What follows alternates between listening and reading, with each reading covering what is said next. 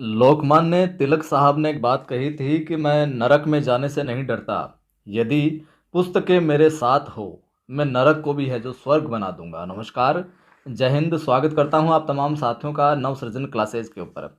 अपनी दिल्ली सल्तनत के साथ में मेवाड़, रणथंभौर, जालौर, इनके जो संबंध रहे उनकी क्लासेज चल रही है।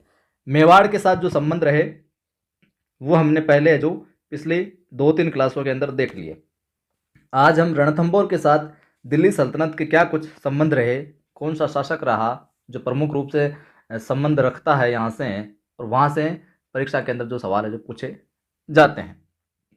टू द पॉइंट चलेंगे, एक एक चीज़ आप नोट करते रहिएगा, लिखते रहिएगा। ईमानदारी से परीक्षा तक आप जुड़े रहे तो यकीनन फ़ायदा होने वाला है। कॉलेज लेक्चर की भर्ती परीक्षा हो, चाहे ग्रेड फर्स्ट हो, सेकंड हो, या कोई अन्य भर्ती परीक्षा की तैयारी करो जहाँ पर ये राजस्थान वाला पोर्शन लगता है।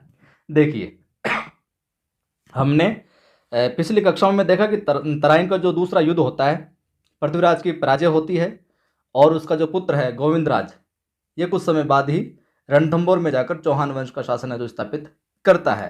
तो रणथंभौर और दिल्ली सल्तनत का संबंध यहीं से यूं समझो आप प्रारंभ होता है। लेकिन आप प्रारंभ कीजिए, लिखिए तराइन के तराइन के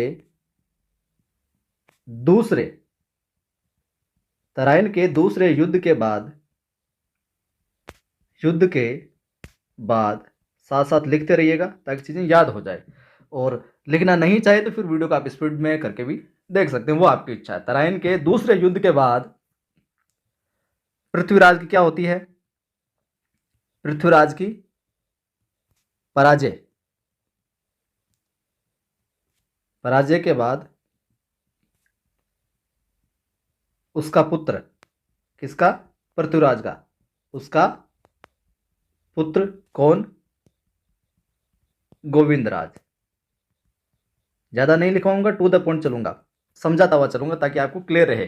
गोविंदराज कुछ समय के बाद में ही है जो कहां पर? रणथंभौर, यहां पर आता है। रणथंभौर में क्या करता है? चौहान वंश की स्थापना, चौहान वंश की स्थापना करता है। ध्यान में रख लीजिए अब इस बात को, ठीक है बात। गोविंदराज करता है रणथंभौर के अंदर किसकी? चौहान वंश की स्थापना। नोट कर लीजिए, पूछा जा सकता है। अब देखिए साहब, पहला सवाल तो यही बन जाता है, रणथंभौर में चौहान वंश का संस्थापक कौन? गोविंदराज, जो कि पृथ्वीराज का पुत्र था। चलिए, अब हम गोविंदराज के आगे उत्तराधिकारियों की हम बात करें, उसके बाद में है जो प्रमुख शासक जो हैं रणथंभौर के, उनकी तरफ बढ़ेंगे। इसके उत्तराधिकारियों में आगे आता है, एरो करके लिखिए, उनके उत्तराधिकारी, उनके उत्तराधिकारी कौन? एक तो वल्लहन नाम मिलता है, कई जगह वल्लन भी मिलता है। वल्लण, प्रहलादन एवं वीर नारायण, ये गोविंद राज के बाद में उत्तराधिकारी होते हैं साहब। लेकिन क्या वीर नारायण ने, जो ये वीर नारायण है, इसने सुल्तान कौन? इल्तुतमिश के रणथंभौर पर किए गए आक्रमण को विफल कर दिया था। रणथंभौर पर आक्रमण करता है इल्तुतमिश, लेकिन वीर नारायण क्या करता है? उसको असफल कर देता है साहब। लेकिन ये डेस लगाकर लिख लीजिए, लेकिन आक्रमण तो विफल कर देता है, लेकिन इल्तुतमिश द्वारा है जो इसका वध करवा दिया जाता है दिल्ली में। तो यहां पर लिख लो आप, दिल्ली में वीर नारायण का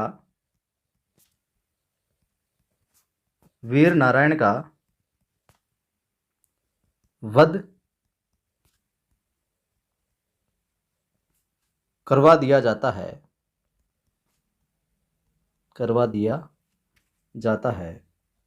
किसके द्वारा? इल्तुतमिश के द्वारा।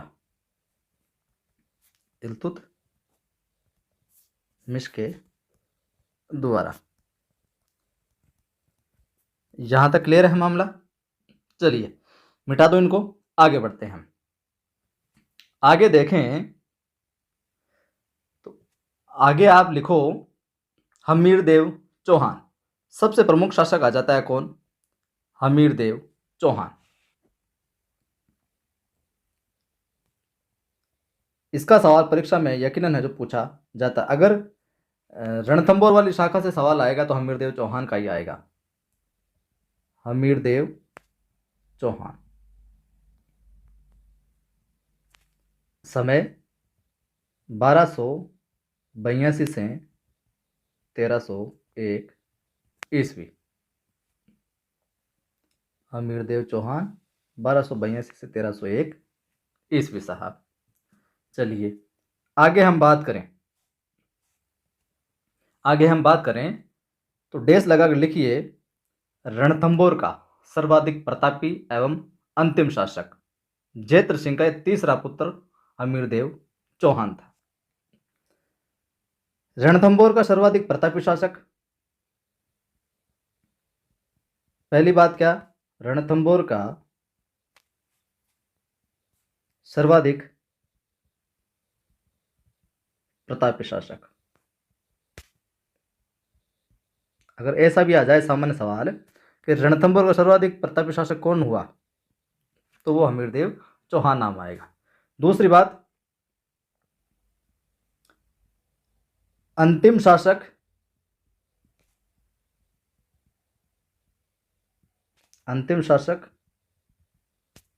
जयद्रथ सिंह का, जयद्रथ सिंह का तीसरा पुत्र था। ये तीसरा पुत्र कौन? हमीरदेव चौहान। और 1282 के अंदर कब बैठता है गद्दी पर? 1282 में जो गद्दी पर बैठता है साहब हमीरदेव चौहान। अब हमीरदेव चौहान के विषय में हमें किन किन ग्रंथों से जानकारी मिलती है, उन ग्रंथों के आप नाम लिख लीजिए। तो यहां पर आप लिखिए हमीरदेव चौहान की जानकारी देने वाले ग्रंथ। हमीरदेव चौहान की जानकारी देने वाले ग्रंथ। और ग्रंथों के रचनाकार कौन है वो भी मैं लिखवाऊंगा, ये भी सीधा सीधा पूछा जाता है। यहां पर लिखिए आप, पहला ग्रंथ आता है हमीर रासो। हमीर रासो ये ग्रंथों के और इनका रचनाकार कौन, ये कोर्ट में पूछा जाता है। हमीर रासो जोधराज। इससे हमें हमीरदेव चौहान की जानकारी है जो मिलती है। आगे मैं ग्रंथों की बात करूं तो एक हमीरहट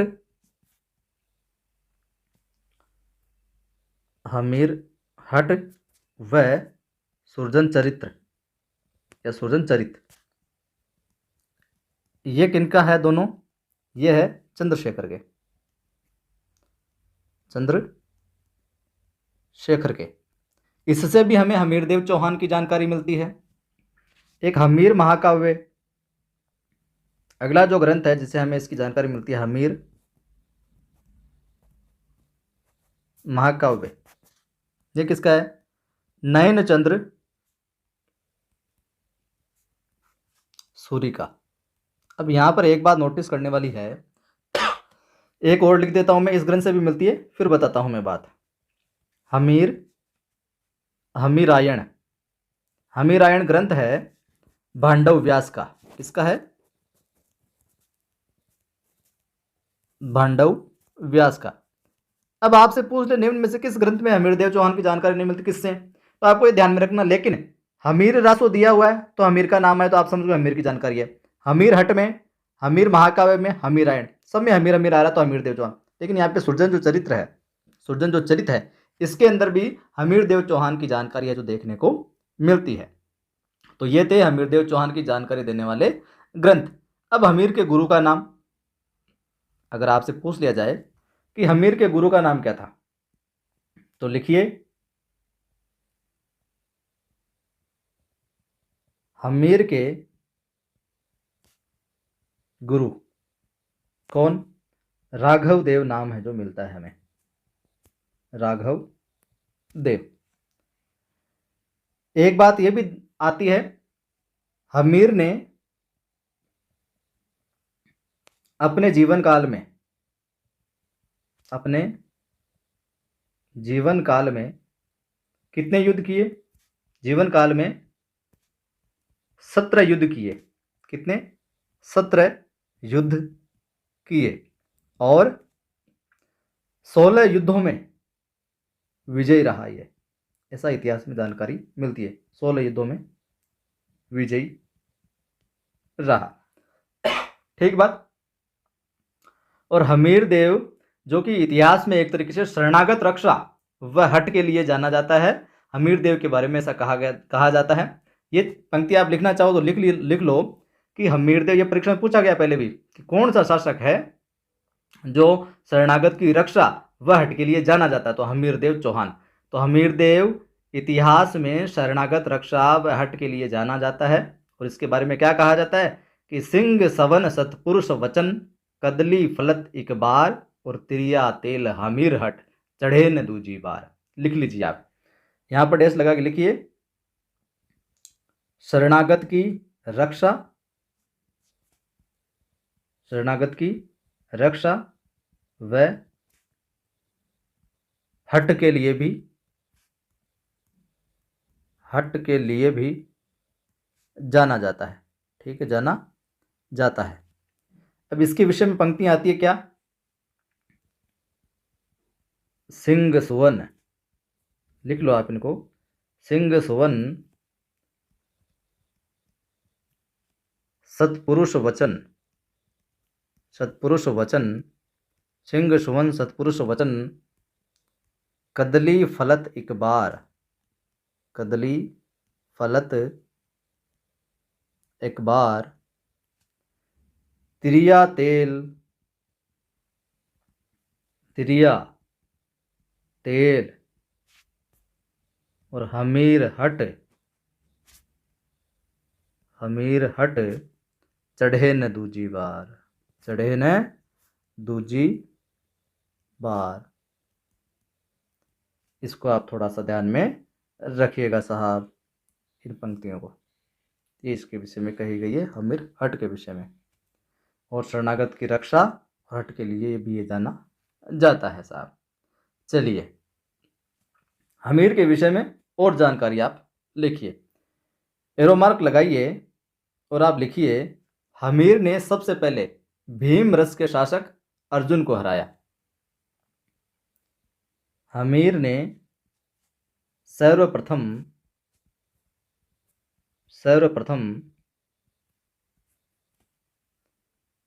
भीमरस के शासक, भीमरस के शासक कौन? अर्जुन को हराया, अर्जुन को हराया। लिख लिया। अगली बात लिखिए, अगली बात लिखिए, मेवाड़ के समर सिंह को हराया। क्योंकि परीक्षा में सवाल आ जाए, निम्न में से हमीरदेव चौहान ने किन किन शासकों को हराया या ऐसा आ जाए, हमीरदेव चौहान ने निम्न में से किस शासक को नहीं हराया, तो वहां पर ये शासकों के नाम आपको याद रहने जरूरी है। अब आप बोलोगे गुरुजी इसने हराया उसने हराया, सबको क्या जरूरी है याद रखने की, लेकिन याद रखना आवश्यक है। तो भीमरस के शासक अर्जुन को हराया। फिर मेवाड़ के शासक, मेवाड़ के कौन? समर सिंह को हराया। और हम बात करें मांडलगढ़ भीलवाड़ा से कर वसूला, अर्जुन देव शासक रहा उस समय। परमार शासक भोज को हराया, ये बात भी लिख लीजिए, परमार शासक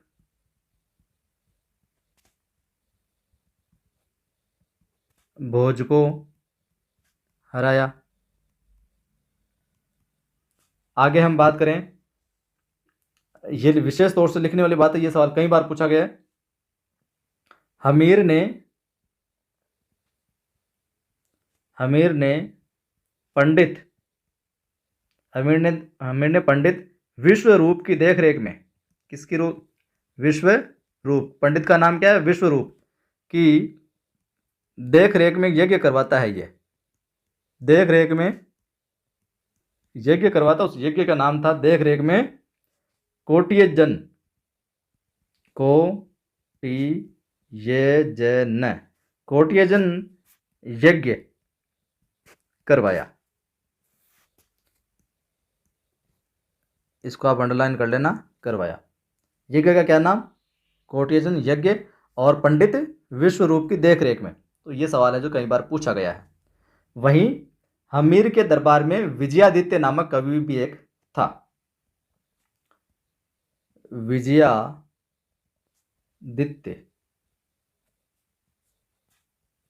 नामक कवि, किसके दरबार में, हमीर के दरबार में। अब बात ये तो परिचय हो गया मोटा मोट बेसिक, कहाँ कुछ क्या हुआ। जो बड़ा युद्ध होता है, जहां से सवाल अक्सर पूछा जाता है और जो जग में प्रसिद्ध भी रहा है, वो बड़ा युद्ध कौन सा था, वो बड़ा युद्ध था साथियों, अपने हो जाएगा हमीर और जलालुद्दीन खिलजी का। यहां से शुरुआत होती है, फिर अलाउद्दीन खिलजी आता है। तो पहले हम देख लेते हैं हमीर और क्या, जलालुद्दीन खिलजी। इनमें क्या होता है, हमीर और जलालुद्दीन खिलजी के मध्य जलालुद्दीन खिलजी ने क्या 1290 में झांसी के दुर्ग पर आक्रमण किया और जिसमें उसको सफलता मिल गई, यानी कि जलालुद्दीन खिलजी जो जीत जाता है आक्रमण करके, झांसी के दुर्ग पर अधिकार कर लेता है। अब झांसी दुर्ग पर आक्रमण के टाइम हमीर का जो सेनानायक गुरुदास सैनी था वो मारा जाता है। जलालुद्दीन ने रणथंभौर की घेराबंदी की और इसने जाते समय क्या कहा कि ऐसे 10 दुर्गों को मुसलमान के एक बाल के बराबर भी महत्व नहीं देता। ये प्रमुख बातें यहां पर रही, साहब नोट कर लीजिए। पहली बात, जलालुद्दीन खिलजी ने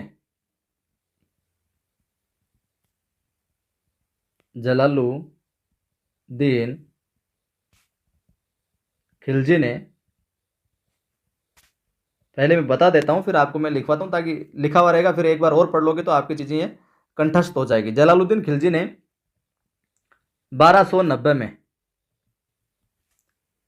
कहां पर आक्रमण किया, झांसी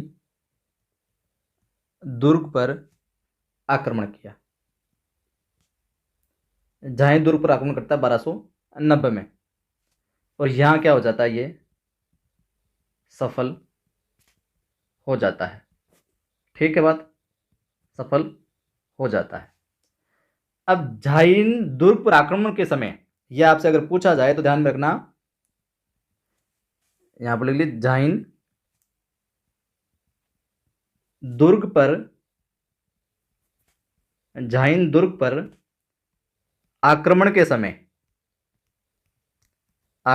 समय परीक्षा में सवाल आ जाए कि झांसी दुर्ग के पर आक्रमण के समय हमीर का सेनानायक कौन मारा गया था। तो हमीर का सेनानायक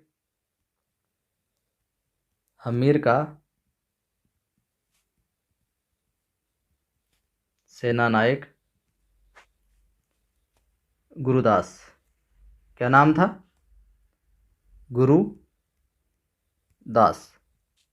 ये है जो क्या, गुरुदास सैनी मारा गया, ये मारा जाता है, मारा गया। बाकी और माफ कीजिए, और जलालुद्दीन ने कहा था कि ऐसे 10 दुर्गों को मुसलमान के बाल के बराबर भी महत्व नहीं देता। तो ये इसका कथन है, ये आप ध्यान में रख लीजिएगा।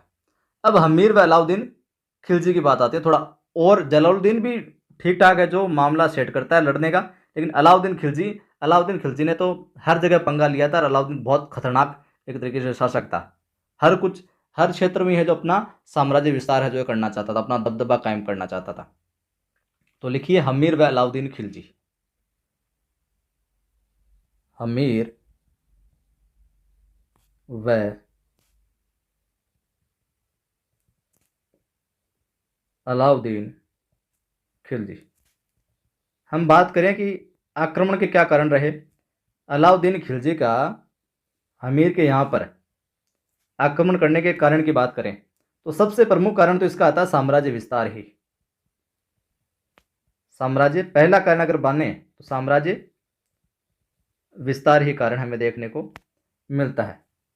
साम्राज्य विस्तार ही हमें कारण देखने को मिलता है इसका। ठीक बात। अगले अगर कारण की बात करें तो हमीर का कर न देना। हमीर ने कहा भाई साहब कोई करवट नहीं है, हम खुद मालिक है अपनी जमीन के। हमीर का कर न देना। अगले हम कारण की बात करें तो मोहम्मद शाह भागकर, माफ कीजिए, हमीर महाकाव्य जो कि किसका, नैनचंद्र सूरी का, इसके अनुसार क्या, खिलजी की सेना गुजरात से लूटे हुए धन को जालोर के पास से जो बंटवारा कर रहे थे। खिलजी की सेना ने गुजरात से जो धन लूटा था उसका जालोर के पास क्या कर रहे थे, बंटवारा कर रहे थे। ये कौन, कहाँ जिक्र आता है, हमीर महाकाव्य में। उस समय बंटवारे को लेकर उलूग खां, नुसरत खां और दूसरी तरफ कौन, मंगोल सैनिक मोहम्मद शाह, कामरू और बारक के मध्य जो विवाद हो जाता है और मोहम्मद शाह भाग करके हमीर के पास आ जाता है। स्टोरी को ध्यान में रखी ना। हमीर महाकाव्य जो कि नयनचंद्र सूरी का कृत है, इसमें खिलजी की सेना क्या गुजरात से धन लूटती है, उस धन का जालोर के पास बंटवारा कर रही होती है। उस समय क्या उलूग खां और नुसरत खां एक तरफ तो ये थे, दूसरी तरफ मंगोल सैनिक मोहम्मद शाह, कामरू और बारक, इनके मध्य विवाद हो जाता है। तो यहां से क्या मोहम्मद शाह जो है वो भाग कर, क्या मंगोल सैनिक जो मोहम्मद शाह है ये भाग करके आ जाता है, हमीर के पास आ जाता है। मोहम्मद शाह हमीर के पास आ जाता है। मोहम्मद शाह, लिखो तो लिख लो, तीसरा पॉइंट नहीं तो समझ लो।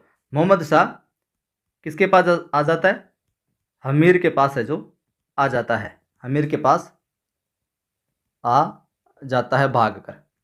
अब क्या होता है, यहां जैसे ये इधर आता है कि भाई साहब वो भागे, अब छोड़ेंगे नहीं तेरे को, इसकी शरण में आ गया। तो अलाउद्दीन थोड़ा सा रोष में आ गया। तो अलाउद्दीन के रणथंबोर अभियान, रणथंबोर पर अटैक करता है अलाउद्दीन खिलजी 1299 के समय। सेनापति कौन रहता है उस समय, उलूग खां, अलब खां और नुसरत खां, क्योंकि उस समय उनके वो बंटवारा हो रहा होता जालोर के पास में कि वही, और मोहम्मद शाह उसमें शामिल था, मंगोल सैनिक मोहम्मद शाह, कामरू बारक, ये आदत कि अब इसके पास चला गया ना हमीर देव चौहान के पास में, उसको वहीं टपकाएंगे। तो उस वजह से भी ये एक आक्रमण का कारण रहा कि हमारा दुश्मन था, हमारे से दगाबाजी कर रहा था और उसकी शरण में चला गया। अब जो हमीर देव चौहान ने शरण दी है इसको, तो हमीर देव चौहान को नहीं छोड़ा जाएगा। तो यहां पर अगला पॉइंट लिख लीजिए आप, ये जरूर क्यों सेनापति पूछे जा सकते हैं। अलाउद्दीन के रणथंबोर अभियान, रणथंबोर अभियान के समय, अगर सेनापति पूरे अभियान के समय, तो सेनापति कौन कौन थे, सेनापति एक तो उलूग खां, नुसरत खां व एक अलब खां भी नाम आता है। ठीक है, ये थे। हमीर के सेनापति कौन थे इधर, जब युद्ध हुआ अभियान में, हमीर के सेनापति भी कई बार पूछे जाते हैं। दोनों सेनाओं, हमीर के सेनापति की अगर हम बात करें तो हमीर के सेनापतियों में नाम आता है एक तो भीम सिंह। क्या नाम आता है, भीम सिंह। हमीर के सेनापतियों में भीम सिंह व धर्म सिंह, ये थे अपने हमीरदेव चौहान के सेनापति। यहां पर क्या हो जाता है, भीम सिंह इस युद्ध में क्या हो जाता है, शहीद हो जाता है। भीम सिंह और धर्म सिंह हमीर के सेनापति थे, लेकिन भीम सिंह क्या हो जाता है, शहीद है जो हो जाता है।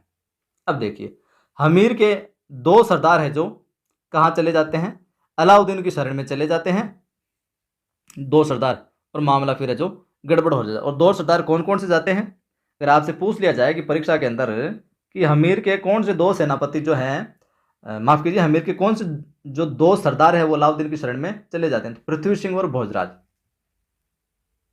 तो यहां पर लिख लीजिए, पृथ्वी सिंह व भोजराज, पृथ्वी सिंह और जो भोजराज है, हमीर के सरदार थे ये। हमीर के सरदार थे जो कहाँ चले जाते हैं, अलाउद्दीन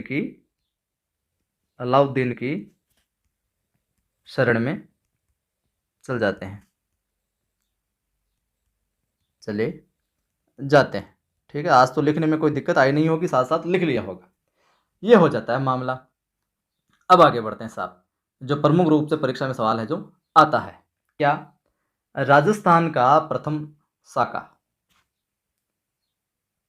राजस्थान का परीक्षा में सवाल आता है, राजस्थान का प्रथम शाखा कौन सा, तो राजस्थान का प्रथम शाखा जो होता है, शाखा पूर्ण रूप से अर्थ शाखा जिसमें जौहर नहीं होता या एक चीज नहीं होती, राजस्थान का प्रथम शाखा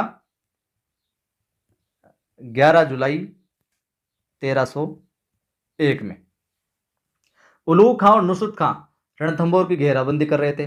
उस समय नुसरत खां जो मारा जाता है, लिख लो, उलूग खां व नुसरत खां जो सेनापति रहे, दूसरी तरफ से नुसरत खां रणथंभौर की क्या करते हैं, ये रणथंभौर की घेराबंदी करते हैं। और मामला है जो युद्ध होता है, युद्ध में क्या नुसरत खां जो है ये क्या आता है, मारा जाता है। नुसरत खां यहाँ पर क्या होता है, नुसरत खां मारा जाता है साहब। देखिए ज़्यादा लंबी चौड़ी रामकथा ना लिखाकर मैं समझा दूंगा आपको, टू द पॉइंट है जो चीज़ें लिखवा दूंगा। बाकी आपने अभी तक है जो पढ़ाई है तो दोबारा अच्छे से पढ़ लोगे, लिख लोगे तो याद हो जाएगा। ये मारा जाता है। फिर क्या आता है उधर से, अलाउद्दीन आता है, पहले सेनापति आए फिर अलाउद्दीन स्वयं आता है कि मामला ऐसे तो दबेगा नहीं, ये हमीरदेव और अमीरदेव के जो सेनापति सैनिक है ये सल्टा देंगे अपने को। और उसके साथ आता है अमीर खुसरो भी। तो यहाँ पर ये ध्यान में रखना, इस युद्ध में अलाउद्दीन के साथ में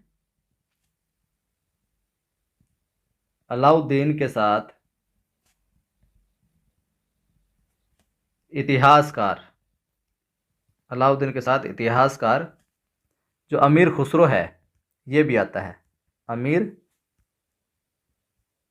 खुसरो जो है, खुसरो भी इस युद्ध के अंदर आता है साहब। ये सारा का सारा प्रक्रम चलता है। प्रमुख चीजें बता रहा हूं मैं। खुसरो क्या कहता है, खुसरो लिखता है कि दुर्ग में सोने के एक दाने के बदले अनाज का एक दाना नसीब नहीं था। दुर्ग में सोने के एक दाने के बदले अनाज का एक दाना नसीब नहीं था। हमीर के नेतृत्व में केसरिया होता है। हमीर की पत्नी रंग देवी व पुत्री पद्मला या देवल देवी नाम आता है, इसके नेतृत्व में जल जौहर होता है साहब इस युद्ध के अंदर। तो यहाँ पर आप लिख लीजिए अगला पॉइंट, ये पूछा जाता है कि किसके नेतृत्व में जौहर होता है, तो हमीर के नेतृत्व में तो क्या होता है, जाते हैं तो वो तो हो जाएगा क्या अपने केसरिया, जो युद्ध के लिए तैयार होते हैं हमीर के नेतृत्व में क्या होता है, केसरिया। और हमीर की रानी का अगर नाम आए, हमीर की रानी इसका नाम क्या, रंग देवी।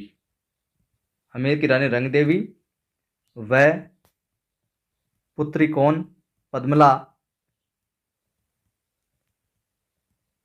पद्मला के नेतृत्व में क्या होता है, जल जौहर होता है। ये भी ध्यान में रखना आप, अग्नि जौहर नहीं होता, ये होता है जल जौहर हुआ साहब। ये फैक्ट आप ध्यान में रखना।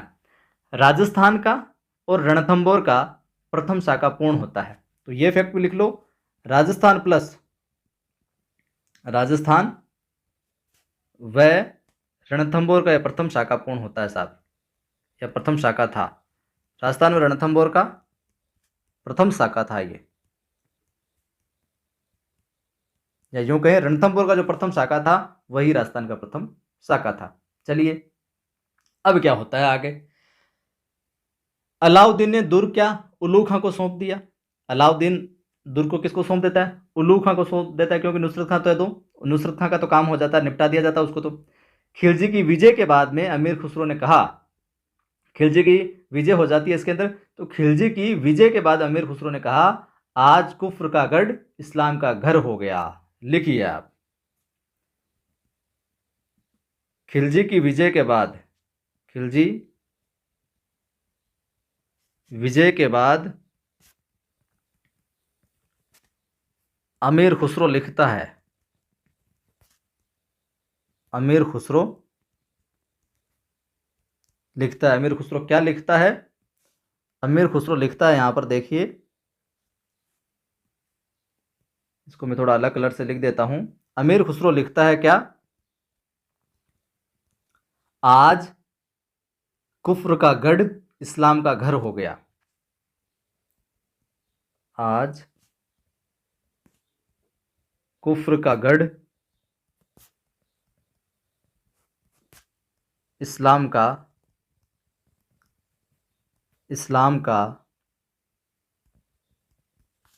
घर हो गया। इस बात को 3-4 तरीकों से पूछा जा सकता है। पहला तो यह दे दिया, आज कुफ्र का गढ़ इस्लाम का घर हो गया, कौन कहता है? अमीर खुसरो। और या यूं कहें कि खिलजी की रणथंभौर या हमीरदेव चौहान के विजय के बाद में अमीर खुसरो क्या कहता है? तो आज कुफ्र का गढ़ इस्लाम का घर हो गया। और ऐसे भी आ सकता है, अमीर खुसरो आज कुफ्र का गढ़ इस्लाम का घर हो गया, ये किसको हराने के बाद कहता है? तो हमीरदेव चौहान की हार के बाद है जो कहता है। किसी भी तरीके से इस सवाल को पूछा है जो जा सकता है। और हमीर महाकाव्य के अनुसार हमीर ने अपना सिर भगवान शंकर को है जो अर्पित कर दिया। इस प्रकार से ये मामला है जो खत्म होता है अपना, कौन सा? रणथंभौर और दिल्ली सल्तनत। तो इस प्रकार से रणथंभौर और दिल्ली सल्तनत वाला अपना काम है जो आज पूर्ण है, हो जाता है। अब अच्छा लगा है अगर आपको हमारा ये कंटेंट, आपको समझ आई आज की सारी ये जो कहानी थी, तो वीडियो को क्या कर दो, लाइक कर दो, अगर अभी तक नहीं किया है तो शेयर कर दो। पहली बार देख रहे हो चैनल को सब्सक्राइब कर बेल आइकन क्लिक कर लो। डिस्क्रिप्शन में आपको अपनी एप्लीकेशन का लिंक मिल जाएगा। नव सृजन क्लासेज नाम से अपनी एप्लीकेशन है, नव सृजन क्लासेज। प्ले स्टोर पर जाओगे, वहाँ से इंस्टॉल कर लो। वहाँ पर भी मैं फ्री टेस्ट डालता रहता हूँ। जल्दी ही न्यूनतम शुल्क में कोर्स वगैरह भी लॉन्च होंगे वहाँ पर। हिंदी का होगा launch, first grade geography geography का होगा। टेस्ट सीरीज भी वहाँ पर अपलोड की जाएगी बहुत व्यवस्थित रूप से। तो जुड़े रहें, जोड़ते रहें। जय हिंद, फिर मिलता है।